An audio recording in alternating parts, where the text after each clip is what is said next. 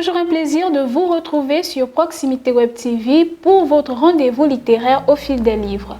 Au Gabon, les écrivains gabonais se plaignent de la falsification à outrance de leurs œuvres littéraires, ce qui est tout à fait normal car cela impacte d'une manière ou d'une autre sur leur métier d'écrivain. Nous recevons ce jour pour en parler Madame Pulchérie Abemkogué, qui n'est d'autre que la présidente de l'UDEG, l'Union des écrivains gabonais. Madame Pulchérie, bonjour. Bonjour, Agnès. Merci encore d'avoir accepté notre invitation. Merci. Alors, en août 2020, l'Union des écrivains gabonais a entamé une campagne dénommée « Tous contre le piratage des livres gabonais ». À quel moment avez-vous constaté que le livre gabonais subissait des piratages? Il faut dire que le livre gabonais a toujours subi du piratage, d'accord? Oui.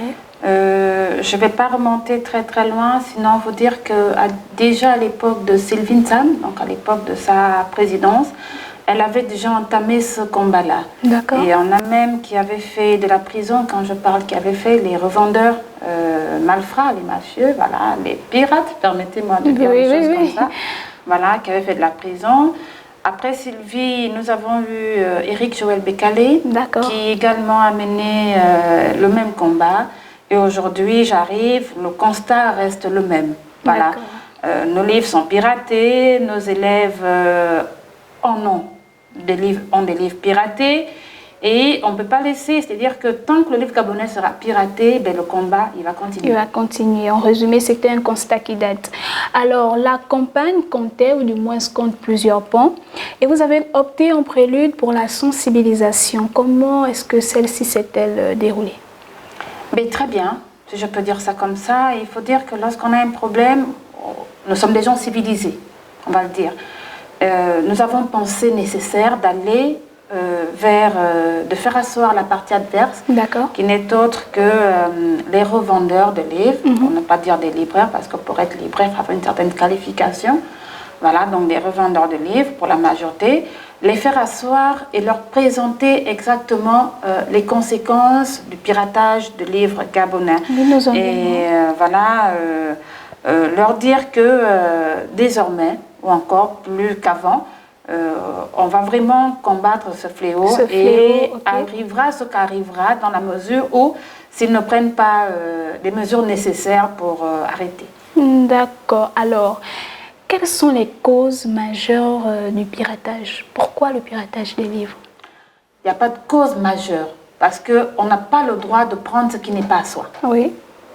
Donc, les raisons souvent qui sont données autour du piratage de livres par les revendeurs, c'est le manque de livres, sur le territoire, c'est la cherté du livre sur le territoire. Moi je dis c'est pas ça des raisons, ça peut pas être ça des raisons. Un livre n'est pas à vous, vous n'avez pas le droit de pirater ce livre-là. Maintenant il va sans dire, d'accord, que nous devons nous atteler, nous les écrivains, les éditeurs, à ce qu'on ait suffisamment de livres sur le territoire. Nous devons nous atteler à ce que le Gabonais, sans être xénophobe ou quoi que ce soit, mais quand même que le Gabonais prenne possession de la chaîne du livre au niveau du Gabon.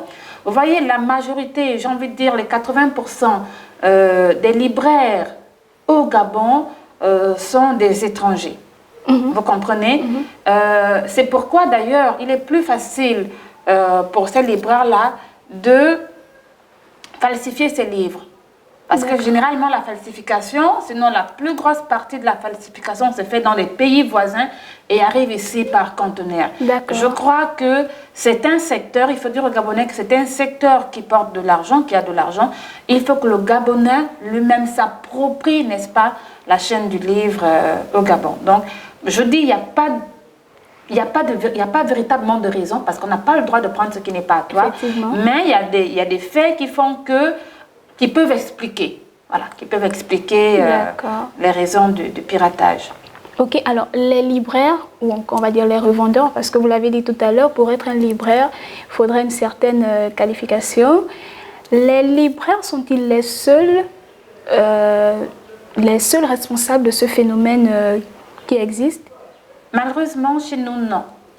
Malheureusement, chez nous, non, parce que, et c'est malheureux, permettez-moi de le dire, nous avons nos enseignants de lycées et même des universités qui photocopient les livres. Nous avons des enseignants qui demandent aux enfants, donc aux élèves, aux étudiants, d'aller photocopier les livres. C'est ça aussi. Oui. Voilà. Ah, c'est déjà... Ça aussi, ça se fait, ça. Okay. Donc, c'est vrai que le vendeur de la gare routière pirate les livres, mais cette façon de faire aussi n'est pas légale. Un livre n'a pas le droit d'être photocopié. D'accord, c'est déjà une forme de piratage. Ah, mais c'est de la piraterie. C'est de la piraterie, ok. Alors, comment reconnaître, pour édifier ceux qui nous regardent et même nous-mêmes, comment reconnaître un livre piraté à côté de celui qui est dit authentique? En outre, quelles sont les caractéristiques d'un livre piraté? D'accord. Je pourrais peut-être pas vous donner toutes les caractéristiques, mais c'est vrai qu'il faut être du métier, il faut connaître le livre. Oui. Il y a déjà la matière, la texture qui ne sera pas la même chose. Lorsqu'on prend un livre qui a été simplement photocopié, il suffit d'ouvrir, je laisse d'abord la couverture, d'ouvrir et de voir que c'est vraiment les papiers de rame. Le papier de rame qui, généralement, qui se trouve, même s'il y a pas de très épais souvent. Même si parfois il y a de très bonnes copies, voilà, mais n'empêche que voilà, le papier il est à l'envers. Il y a toujours quelque chose qui fait que qu'on reconnaisse un livre falsifié. D'accord. Voilà. Alors, l'UDEG envisageait en début de la campagne une descente sur le terrain afin de traquer les responsables de ce phénomène. Qu'en est-il de cette action? Mais l'action est en marche, parce que ce n'est pas l'UDEG qui va descendre sur le terrain. L'UDEG est accompagné du ministère de l'Intérieur, donc j'entends par là les forces de l'ordre. Je ne vous dirai pas quel jour, je ne vous dirai pas quel jour ni quel mois, mais il faut dire que la procédure suit son cours. Ok, alors les responsables de ce phénomène le font certainement sans penser aux conséquences ou du moins en les ignorant. Alors, les conséquences que cela pourra engendrer bien évidemment sur la littérature gabonaise. Alors, pouvez-vous nous donner les conséquences que celle-ci pourrait avoir sur si jamais ce phénomène perdurait, quelles sont les conséquences que la littérature gabonaise pourrait subir? Mais il faut dire que les conséquences sont déjà immédiates. Voilà, c'est pas quelque chose qui va arriver demain, c'est quelque chose qui est déjà là. Qu'est-ce que je vais vous dire? Il faut dire qu'avant même de voir la littérature, avant même de voir l'écrivain, c'est d'abord l'économie nationale. D'accord? Parce que imaginez des milliers, sinon des millions de livres qui sont vendus et sur lesquels on ne paye pas d'impôts. Voyez, un tant soit peu, ça veut dire que le trésor général ne perçoit pas un centime, alors que c'est des millions.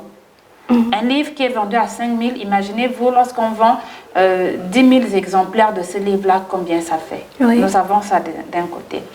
De l'autre côté, il faut dire que pour publier un livre, nous passons par une maison d'édition. Une maison d'édition qui est une entreprise. Donc, cette entreprise également qui doit payer des impôts en fonction de sa rentabilité. On est d'accord? Voilà. Donc, lorsque cette maison d'édition déjà met son argent pour produire, pour éditer un livre et qu'en retour, ce livre-là que la maison produit n'est pas vendu. Ça fait un manque à gagner. Ça fait que les employés de cette maison d'édition-là ne peuvent pas être payés parce qu'ils ne produisent pas, voilà, parce qu'il n'y a pas de l'argent qui rentre.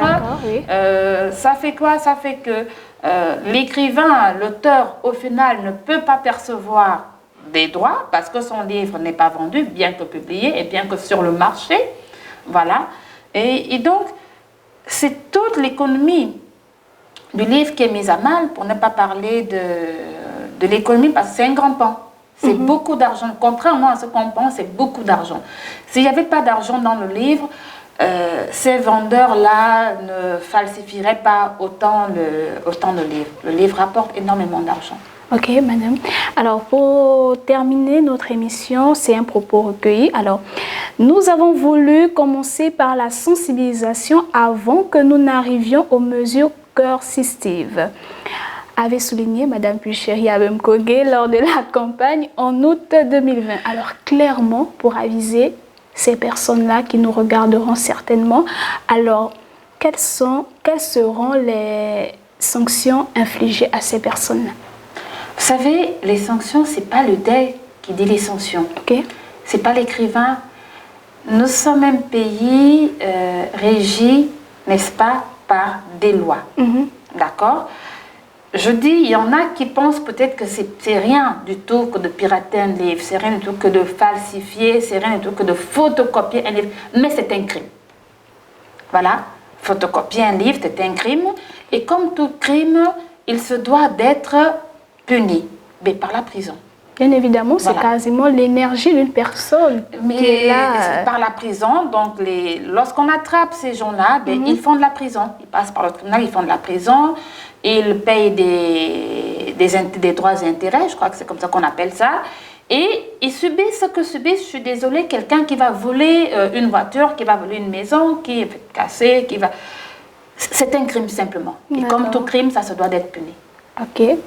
Alors, est-ce que vous tenez à ajouter quelque chose avant que nous ne terminions? Oh, simplement dire que, et là je voudrais m'adresser aux libraires et aux revendeurs pour dire que, vous savez, écrire un livre, éditer un livre, c'est un métier comme tout autre. Voilà. Et que chacun se doit de vivre de son art, si ce n'est de son travail. Et